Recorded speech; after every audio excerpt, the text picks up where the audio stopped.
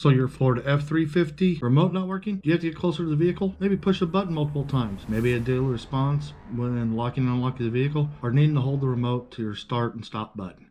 Hey, stop worrying. Let's change that battery and see if that helps. There's a quick and easy step-by-step video on how to change your dead or weak battery, and all you need is a small flat tip screwdriver, your remote, and a brand new CR2045 battery. With that being said, you can leave your key ring on. Right here on the side, you have your emergency key release. Push that button down, and when you pull it apart,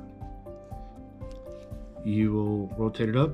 Key came out here. You see that indentation? Sometimes you can take the tip of the emergency blade, insert it right in there, and push in. You hear that little pop.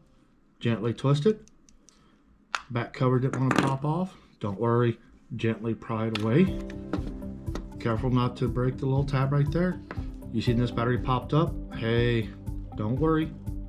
That was easy for us. Sometimes you'll open them up and it'll be seated in there.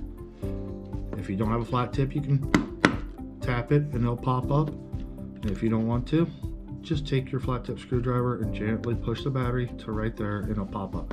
Take the remote, flip it over, and just lightly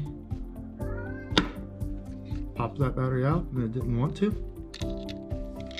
As you notice right here, this is a CR2045 battery. I'm going to reuse this battery because this is a new remote. So let's go ahead and install it. Put the battery in. Back corner first, push down, latch it in. Take your top of the back cover. It needs to go in first and gently squeeze them together. Hey, if you found this video helpful, please like and share this video and leave a comment below, and remember, let's stay safe out there.